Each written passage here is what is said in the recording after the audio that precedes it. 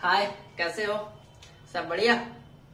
देखो आज का अपना टॉपिक क्या है, ये reproduction in animal, chapter number 9 class 8 के साइंस बुक में। उसी से मैंने ये उठाकर और जितनी ही बातें बताऊंगा उसी चैप्टर का एनसीईआरटी आप पलट के देखोगे तो एक एक लाइन का मतलब मैंने बताया हुआ है। रिप्रोडक्शन इन एनिमल बहुत इंटरेस्टिंग टॉपिक है, इसको ध्यान से बस समझते जाना। इस चैप्टर में तो ऐसे भी किसी को डाउट नहीं होना चाहिए और ना होगा। एक बार 10th में भी पढ़ना है और हायर एजुकेशन में जाओगे तो 12th में भी एक बार पढ़ना है और फिर उसके बाद ग्रेजुएशन में तो इसको बहुत बेहतरीन तरीके से पढ़ना है। तो जितना बेसिक स्टार्ट होगा इस चैप्टर का, इसी 8th क्लास से ही स्टार्ट होता है। तो हर बात को ध्यान से सुनना समझना। मेरा नाम है सूरज, आप देख रहे हो अपना यूट्यूब चैनल विज्ञानी दुनिया। तो स्टार्ट करते हैं टॉपिक। पहला लाइन में लिखा हुआ है reproduction is essential for the continuation of species. कोई भी अगर स्पीसीज है, जैसे हम बिल्ली को ले ले, ह्यूमन को ले लो, या कुत्ता को ले लो, गाय, किसी को भी ले लो, तो उसके लिए जरूरी क्या है? रिप्रोडक्शन, यानी जनन उसके लिए बहुत जरूरी है। कंटिन्यूएशन के लिए, यानी वो अपने, अगर कोई पेरेंट्स है तो वो अपना बेबी को जन्म देगा, फिर वो बेबी एडल्ट होकर फिर अगले, यानी कंटिन्यूटी बना के रखना है तो आपको रिप्रोडक्शन करना पड़ेगा। क्लियर? आगे सुनो। रिप्रोडक्शन इज वेरी इंपॉर्टेंट, बहुत इंपॉर्टेंट है, as it ensure to continuation of similar kind of individual. कहने का मतलब कि अगर आज बिल्ली जन्म ले चुका है, कोई भी बिल्ली, तो अगर हमको कुछ टाइम के बाद भी हमको अगर बिल्ली को देखना है तो रिप्रोडक्शन जरूरी है। रिप्रोडक्शन होगा तभी हम कंटिन्यूटी के साथ देख सकेंगे कि आज अगर हम बिल्ली देख पा रहे हैं तो 10 साल के बाद भी अगर बिल्ली देख पा रहे हैं, उसका रीजन क्या है? रिप्रोडक्शन।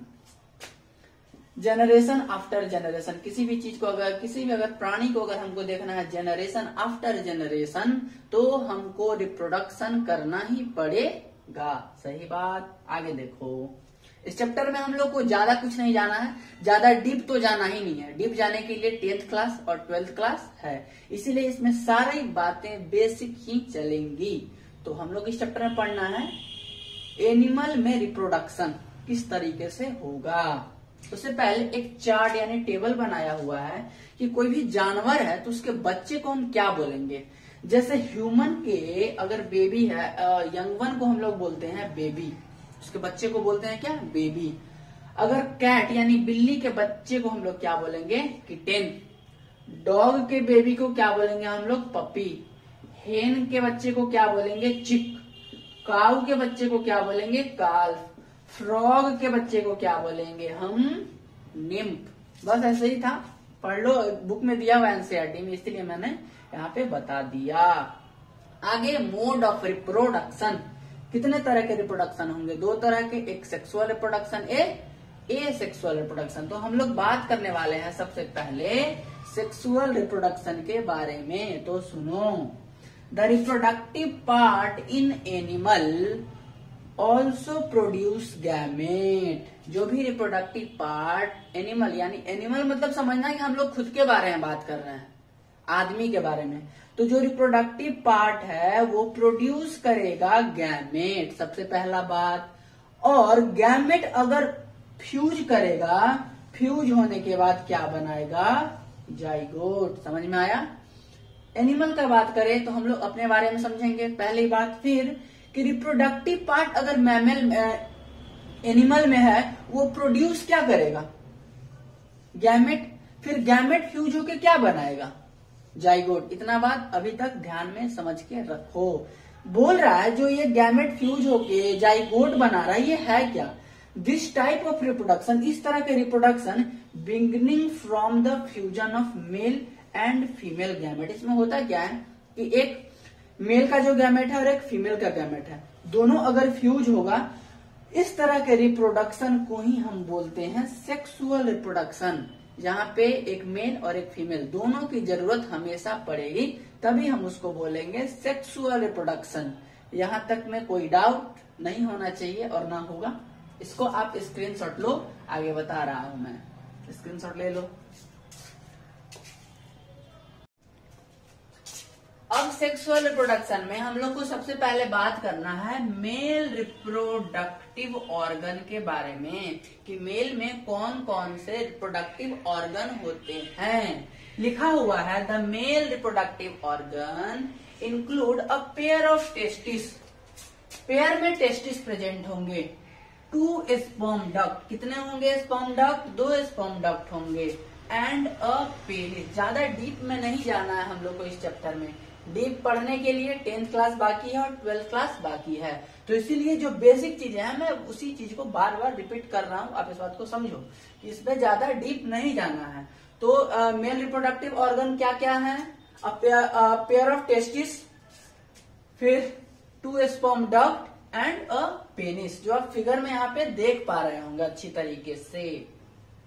अगला लाइन लिखा हुआ है the testis produce a male gamete, जो टेस्टिस है वो क्या प्रोड्यूस करेगा, मेल गैमेट, उसी को क्या बोलते हैं हम लोग, स्पर्म। ठीक, आगे लिखा हुआ है मिलियन ऑफ स्पर्म, बहुत सारे, मिलियन यानी लाखों, million of sperm are produced, कहां से होता है प्रोड्यूस, स्पर्म टेस्टिस से। स्पर्म कहां से प्रोड्यूस होगा, टेस्टिस से। अब यहाँ पे स्पर्म का फिगर देख पा रहे होंगे, ओके, देख रहे हैं आप लोग स्पर्म का फिगर। इसमें क्या है, the sperm are very small in size, size बहुत छोटा होता है स्पर्म का। Each has head, middle piece और टेल, 3 तरह का इसमें ही पार्ट स्पर्म में बांटा हुआ है।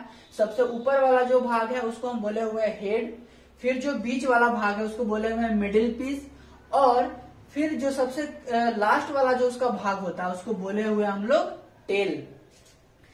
Each sperm is a single cell, जितना भी स्पर्म होगा वो सिंगल सेल का बना होता है, which are produced usual cell component, cell component से वो बना होता है। आप फिगर में अच्छे तरीके से देख पा रहे होंगे। ये था, बस इतना ही पढ़ना है हम लोग को। एनसीईआरटी आप 8th क्लास का खोलो, इससे ज्यादा कुछ नहीं मिलेगा मेल रिप्रोडक्टिव सिस्टम में। आगे हम लोग पढ़ रहे हैं female reproductive system. Okay, female reproductive system में सबसे पहले लिखा हुआ है the female reproductive organ are a pair of ovaries. Reproductive organ किसका, फीमेल में, पेयर मतलब क्या, 2, पेयर ऑफ ओवरीज, 2 ओवरी होगा, ओविडक्ट होगा। ओविडक्ट को ही जो सबसे किनारे वाले इस तरह से अगर स्ट्रक्चर जो बना हुआ है उसी को बोलते हैं हम लोग ओविडक्ट। ओविडक्ट का भी हम लोग उसको और बोल सकते हैं fallopian tube and a uterus, और एक यूटरस होगा जो आप फिगर में देख पा रहे होंगे। मेल में क्या क्या, pair of testis, 2 sperm duct और एक penis. Okay, female reproductive system में क्या, pair of ovaries, oviduct, oviduct को हम बोल रहे हैं fallopian tube and a uterus. Okay, figure में आप देख रहे हैं यहाँ पे फीमेल रिप्रोडक्टिव सिस्टम।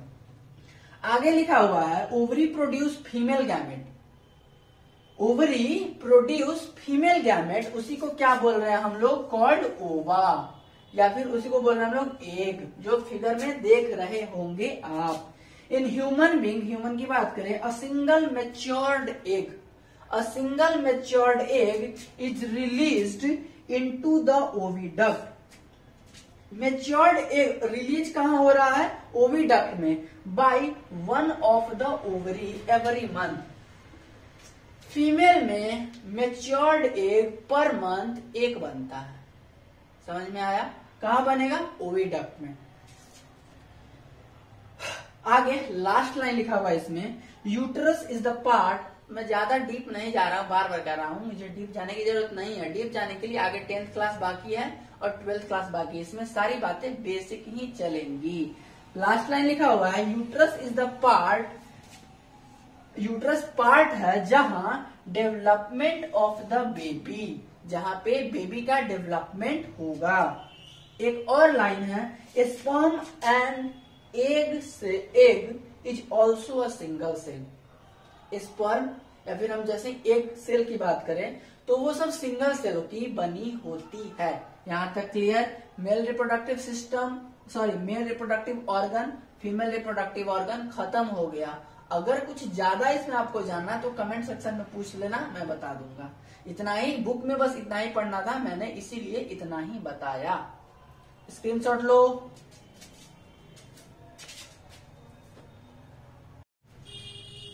हम लोगों ने अभी तक देखा मोड ऑफ रिप्रोडक्शन, जिसमें हम लोगों ने बात किया मेल रिप्रोडक्टिव ऑर्गन के बारे में और फीमेल रिप्रोडक्टिव ऑर्गन के बारे में।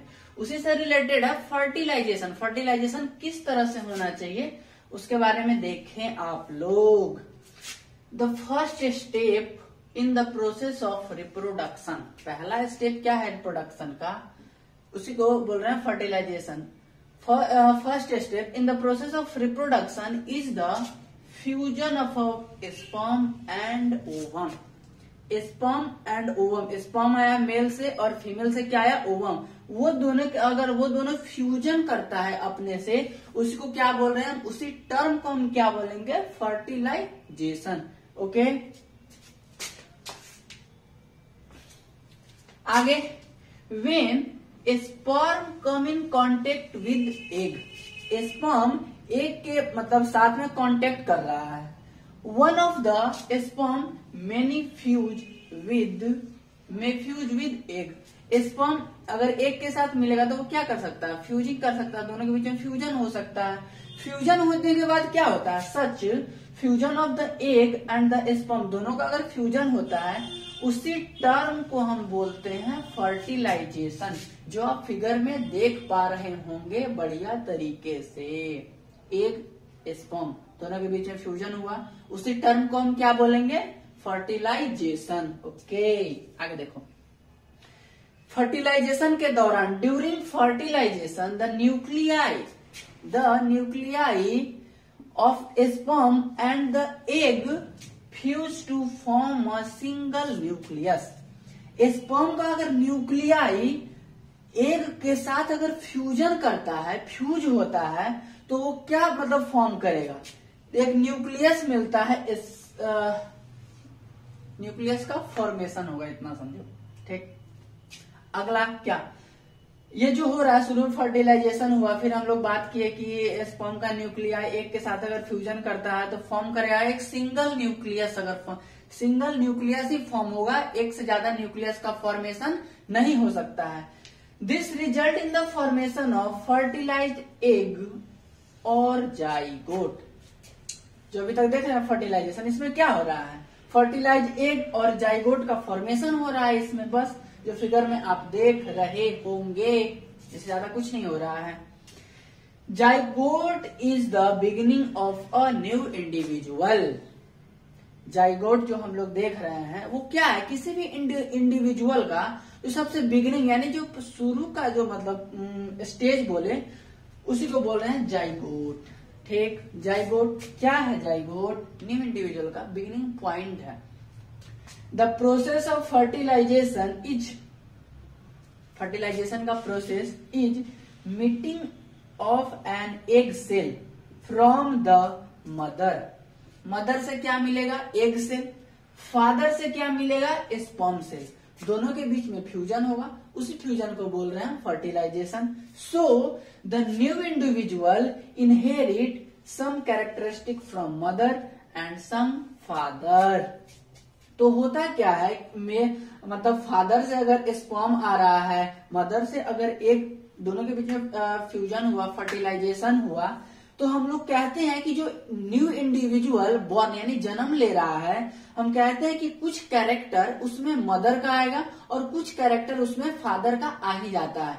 कोई मतलब गोरा हो जाता है, अगर उसके फादर गोरे होंगे तो वो गोरा हो जाता है, किसी की मदर अगर गोरी होगी तो इंडिविजुअल जो है वो गोरा हो जाता है। तो ये सब कैरेक्टर कहाँ से आ रहा है, या तो फादर से आ रहा है या तो मदर से आ रहा है। अगर उसकी मदर का मतलब जो हेयर होगा अगर वो कर्ली है, तो जो मतलब न्यू इंडिविजुअल जो मतलब बॉर्न ले रहा है, पैदा हुआ, तो जो उसका भी हेयर होगा वो क्या होगा, कर्ली हो सकता है।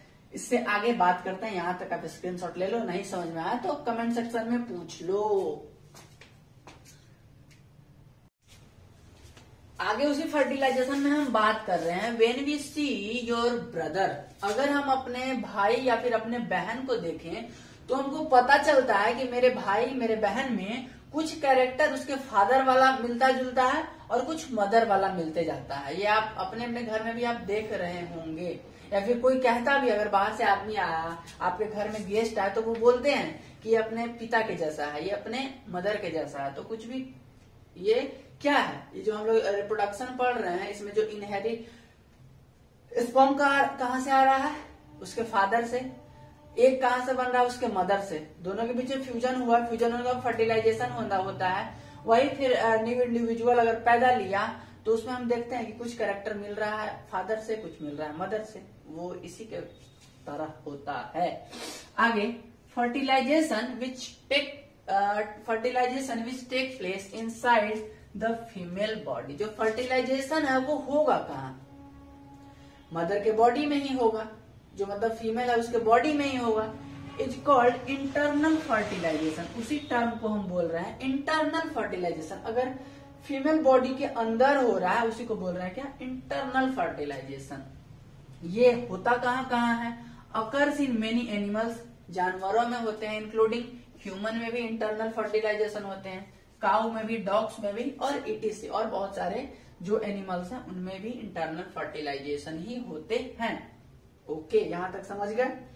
आगे लिखा हुआ have you heard of test tube babies, क्या आपने कभी सुना है टेस्ट ट्यूब बेबीज के बारे में। जैसे हम टेस्ट ट्यूब बेबीज के बारे में सुनते हैं तो मेरे मन में क्या आता है, कोई अगर बेबी अगर पैदा भी लिया होगा तो एक डब्बा में पैदा लिया होगा, टेस्ट ट्यूब में लिया होगा, ऐसा कुछ है नहीं।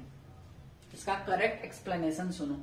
इन सम वुमन, बहुत सारे जो मतलब औरतें होती हैं उनका ओविडक्ट आर ब्लॉक्ड, जहां से फर्टिलाइजेशन होना चाहिए वो पार्ट ही उनका ब्लॉक हो जाता है। ओविडक्ट ही उनका अगर ब्लॉक हो गया तो क्या वो न्यू इंडिविजुअल को पैदा करा सकते हैं या फिर न्यू इंडिविजुअल बॉर्न हो सकता है उस जगह से, नहीं हो सकता है। तो क्या the woman are unable to bear babies, जो वो फीमेल होगी, जो वो वुमन है वो अनेबल, अयोग्य है बेबीज को बॉर्न करने के लिए। ओके, तो क्यों ऐसा हो रहा है, sperm can not reach the egg for fertilisation. उसका ओविडक्ट वाला पार्ट ही जो आप फिगर में देखे थे फीमेल रिप्रोडक्टिव ऑर्गन में, तो उसमें जो ओविडक्ट वाला पार्ट था वो अगर वहां पे ब्लॉक हो गया है तो स्पर्म अगर वहां तक पहुंच ही नहीं रहा है तो एग के साथ फर्टिलाइजेशन कैसे करेगा। अगर जब फर्टिलाइजेशन ही नहीं होगा, in such case doctor collect freshly released egg. तो डॉक्टर क्या करते हैं कि फीमेल रिप्रोडक्टिव ऑर्गन से वहां से जो एग है, फ्रेशली एग वहां से रिलीज किया and sperm and keep them together for a few hour. और स्पर्म और एग दोनों को डॉक्टर्स क्या करते हैं कि एक जगह पे रखते हैं, दोनों को फ्यूज कराएंगे कुछ आवर के लिए। क्यों कराते हैं ऐसा, इन आईवीएफ, इसी को बोलते हैं इन विट्रो फर्टिलाइजेशन। ये होता कहाँ है, फर्टिलाइजेशन आउटसाइड द बॉडी। अगर बॉडी के बाहर हम अगर फर्टिलाइजेशन करा दे रहे हैं स्पर्म और एग का, उसी को बोल रहे हैं इन विट्रो फर्टिलाइजेशन। जैसे ही इन विट्रो फर्टिलाइजेशन हम करवाते हैं, इन केस फर्टिलाइजेशन अगर होगा क्या कि दोनों के बीच में फर्टिलाइजेशन हो जाएगा। आगे the zygote is allowed to develop for about a week. जो जाइगोट होगा वो डेवलप होने के लिए एक वीक में मतलब तैयार हो जाता है and then it is placed in the mother uterus. और जब फर्टिलाइजेशन हो गया, वो जाइगोट अगर आगे प्रोसेस में डेवलप होने के लिए रेडी हो गया तो क्या किया जाता है कि उसको फिर से मदर के यूट्रस में उसको मतलब वहां पे इम्प्लांट कर दिया जाता है। जैसे ही हम उस चीज को इम्प्लांट करते हैं, कंप्लीट डेवलपमेंट टेक प्लेस, वहां पे पूरा डेवलपमेंट होने लगेगा in the uterus and the baby is born like other baby. फिर वहां से बेबी अच्छे तरीके से मतलब जन्म ले सकता है जैसे दूसरे बेबी भी जन्म लेते हैं। ओके, यहां तक समझ में आया। जल्दी बोल दिया मगर तुम इसको ध्यान से समझना किस तरह से हो रहा है। और जैसे ही अगर वो बेबी जन्म ले लिया दूसरे बेबी की तरह, baby is born through out this technique. अगर इस टेक्निक से अगर बेबी अगर जन्म लेता है, इसी टेक्निक को हम बोलते हैं टेस्ट ट्यूब बेबीज। कोई ये डब्बा वाला प्रोसेस नहीं है। इसमें हुआ क्या कि स्पर्म क्या हो रहा था, उसका यूट्रस वाला पार्ट ब्लॉक था तो स्पर्म वहां तक नहीं पहुंच पा रहा था तो उससे फर्टिलाइजेशन नहीं हुआ। फर्टिलाइजेशन नहीं हुआ तो डॉक्टर ने क्या किया कि उसका जो फ्रेशली एग है ओविडक्ट वहां से कलेक्ट किया और स्पर्म के साथ दोनों को मतलब मिलाकर फ्यूज करवाया कुछ आवर तक। कहाँ करवाया, फर्टिलाइजेशन कहाँ हुआ, आउटसाइड द बॉडी, बॉडी से बाहर उसका फर्टिलाइजेशन हुआ। जैसे ही फर्टिलाइजेशन हो जाता है, इस केस में अगर फर्टिलाइजेशन हुआ तो जाइगोट अलाउ, जाइगोट मतलब डेवलप होने के लिए रेडी हो जाता है। जैसे ही वो रेडी हुआ तो एक वीक के अंदर हम क्या करते हैं कि जो जाइगोट है, डेवलपिंग जाइगोट है, उसको क्या करें कि मदर की यूट्रस वाले पार्ट में हम उसको इम्प्लांट करते हैं। जैसे ही यूट्रस वाले पार्ट में हम उसको इम्प्लांट किए तो आप कंप्लीट डेवलपमेंट हो जाता है यूट्रस में, और बेबी जन्म ले लेता है जैसे दूसरे बेबी जन्म लेते हैं। इसी प्रोसेस को हम बोल रहे हैं टेस्ट ट्यूब बेबीज। ये वो डब्बा वाला कोई प्रोसेस नहीं था, ये ऐसा प्रोसेस होता है। ये जो टेस्ट ट्यूब बेबीज है, ये मतलब टर्म ही कुछ अलग है। लिखा हुआ है the term is actually misleading, मतलब इसको मतलब दूसरे तरीके से बोल दिया, साइंटिस्ट ने ले लिया, वही आज तक चला आ रहा है। Because the babies can not grow in test tube, कोई टेस्ट ट्यूब में कोई बेबी मतलब ग्रो यानी बढ़ता नहीं है। इसको हम मदर के यूट्रस वाले पार्ट में ही इसको हम इम्प्लांट करते हैं। यहाँ तक अगर आपको समझ में आ गया हो अच्छे से तो इसको स्क्रीनशॉट लो, मैं आगे बता रहा हूँ। नहीं कुछ समझ में आया तो पूछ लेना। ध्यान से देखना, यहाँ पे कुछ इंपॉर्टेंट बातें हैं जो हम लोग को समझना पड़ेगा। यहाँ पे देखो बोल रहा है during spring and rainy season, बरसात के दिनों में फ्रॉग, मेढक and toad move to pond, pond के तरफ मूव करते हैं मेढक और toads, and slow flowing stream, और कहा जाना चाहते हैं ये जहां मतलब पानी का बहाव बहुत कम हो, वहां पे फ्रॉग एंड टोड्स मूव करना स्टार्ट कर देते हैं। होता क्या है कि वेन, जब वो पानी में चले जाते हैं तो when male and female come together in water, male और फीमेल दोनों अगर पानी में एक साथ मतलब मिल रहे हैं, द फीमेल ले हंड्रेड्स ऑफ एग, तो फीमेल क्या करती है कि मतलब सैकड़ों अंडे देती है पानी में। होता है अनलाइक हेन्स एग, जो मुर्गी की अंडा जो मतलब हम लोग जो देखते हैं मुर्गी का अंडा, उसके तरह फ्रॉग का अंडा नहीं होता है। क्योंकि जो हम लोग हेन यानी मुर्गी का जो अंडा देखते हैं उसके बाहर से बहुत मोटा एक सेल होता है कवर किया हुआ, ऐसा फ्रॉग के अंडे में देखने को नहीं मिलता, उतना मजबूत नहीं होता है। Frogs egg is not covered by a cell and it is completely delicate, delicate means होता है नाजुक, उसका जो अंडा होगा फ्रॉग का वो बहुत नाजुक होता है। होता क्या नाजुक होने के वजह से a layer of jelly hold the egg together and provide protection the egg, एक जेली लाइक मतलब स्ट्रक्चर होता है, वो अंडे को मतलब पकड़ के रखा हुआ होता है और वही प्रोटेक्शन देता है एग को, कि मतलब अगर तेज बहाव आए तो उससे मतलब वो फूट ना जाए अंडा, और बहुत तरह के जो मतलब एक्सटर्नल एक्टिविटी हो सकते हैं उस अंडे पे, उसके लिए अंडा दिया जाता है। तो अंडे पे the male deposit sperm over them, तो मेल क्या करेगा अंडे के ऊपर अपना स्पर्म डिपोजिट करता है। ईच स्पर्म स्विम रेंडमली, और स्पर्म जो है वो रेंडमली स्विम करेगा in water with the help of its long tail, और जो मतलब स्पर्म का जो लॉन्ग टेल होता है उसके अकॉर्डिंग वो मतलब मूव करना स्टार्ट करेगा। फिर क्या होता है the sperm come in contact with the egg, और जो स्पर्म है एग के साथ कांटेक्ट करेगा, इसी को बोलते हैं हम लोग fertilisation. This type of fertilisation in which the fusion of male and female gamete take place, इसी को फर्टिलाइजेशन हो क्या रहा है कि मेल और फीमेल वो दोनों जब फ्यूज करता है तो उसी से बनता है फर्टिलाइजेशन होगा, और ये फर्टिलाइजेशन कहाँ हो रहा है इनसाइड द फीमेल बॉडी नहीं होगा, ये आउटसाइड द फीमेल बॉडी होता है, इसी को बोल रहे हैं हम लोग एक्सटर्नल फर्टिलाइजेशन।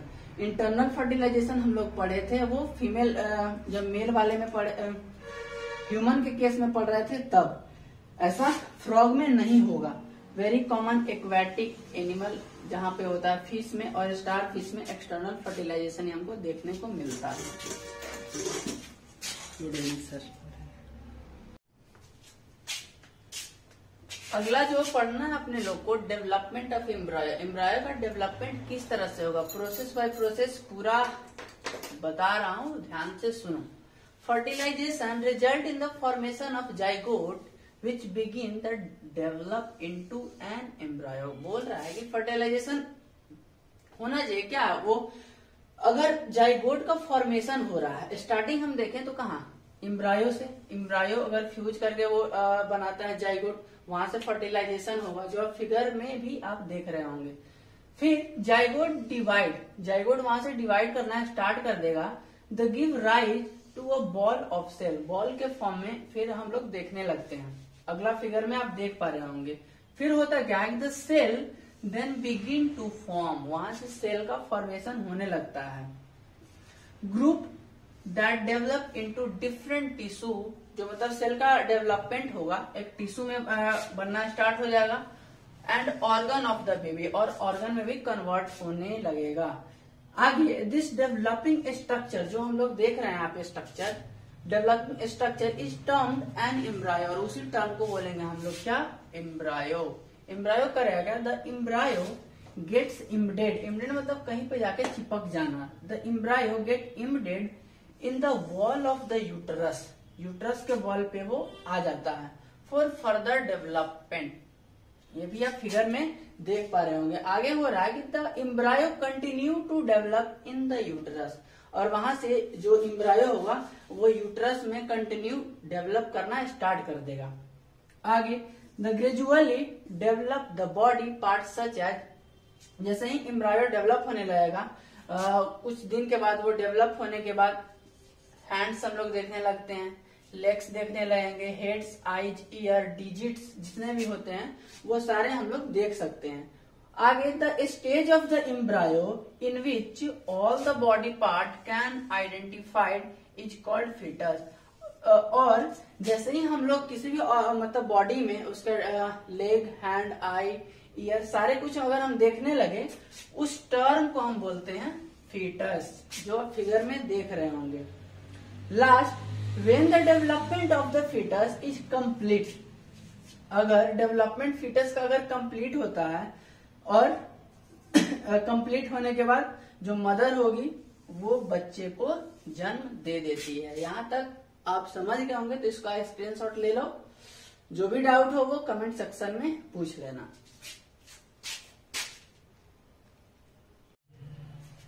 आगे जो टॉपिक पढ़ना है वो विविपेरस एंड ओविपेरस एनिमल, हम लोग किसको बोलेंगे वो जानते हैं। लिखा हुआ है the animal which give birth, जो भी एनिमल अपने मतलब बच्चे को जन्म देता है, to young ones called viviparous animal, जो भी एनिमल अपने बच्चे को जन्म देगा उसको बोलेंगे हम लोग विविपेरस एनिमल। आगे है दोज एनिमल विच ले एग, और जो भी मतलब एनिमल जानवर जो मतलब अंडे देते हैं उनको बोलते हैं हम लोग ओविपेरस एनिमल। ओविपेरस एनिमल हम लोग उसको बोलेंगे जो अंडे देते हैं।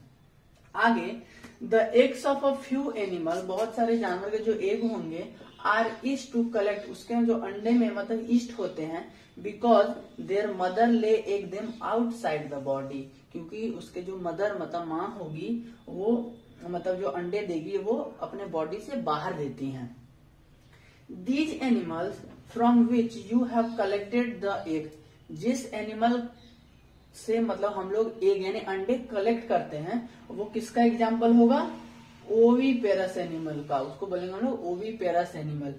आगे you would not able to collect, you would not, जिसके अंडे हम लोग कलेक्ट नहीं कर सकते हैं, जिसके जैसे dog, cow, cat, the mother gives birth to the young ones, और वो अपने बच्चे को मतलब जन्म देती हैं, उसको बोलते हैं हम लोग विविपेरस एनिमल।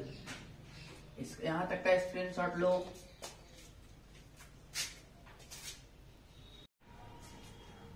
आगे जो देखना है यंग से एडल्ट तक का स्टेज, उसमें लिखा हुआ है the new individuals which are born, जो मतलब न्यू इंडिविजुअल है जो कि मतलब जन्म लेते हैं, और हैच, अंडे से मतलब बाहर आना, उसको बोलते हैं hatch, from the eggs continue to grow till become adult, जब तक वो एडल्ट ना हो जाए तब तक। ऐसा दो स्टेज हम लोग को देखना है। सिल्क वर्म जो होता है उसका लाइफ साइकिल देखिए, तो सबसे पहले वो अंडे में रहते हैं, अंडे वाले स्टेज में, फिर वो आते हैं लार्वल स्टेज, और या फिर उसी को बोलते हैं हम लोग कैटरपिलर। फिर उसका अगला जो स्टेज है वो प्यूपा स्टेज होता है, और लास्ट में वो एडल्ट के फॉर्म में हो जाता है। ओके, फिर एक है life cycle of frog. Frog का अगर हम लाइफ साइकिल देखें तो सबसे पहले वो अंडे रहते हैं, अंडे से वो टैडपोल और लार्वा वाले स्टेज में आएंगे, फिर वो होते हैं एडल्ट स्टेज में, जिसका आप फिगर यहाँ पे देख पा रहे होंगे। एक टर्म आता है मेटामॉर्फोसिस। मेटामॉर्फोसिस क्या होता है? The transformation of larva into an adult. Larva से एडल्ट वाले स्टेज में ट्रांसफॉर्मेशन होना थ्रू ड्रास्टिक चेंज। अगर ड्रास्टिक चेंज मतलब सडनली कोई चेंज हो जाए, उसी को बोलते हैं हम लोग मेटामॉर्फोसिस। एक बार फिर से समझना, मेटामॉर्फोसिस लार्वा से एडल्ट बनने का जो ट्रांसफॉर्मेशन स्टेज है, थ्रू मतलब किसके द्वारा? ड्रास्टिक चेंज, अगर कोई सडनली कुछ हो जाए उसके वजह से, उसी को बोलते हैं हम लोग मेटामॉर्फोसिस। यहां तक का स्क्रीनशॉट लो।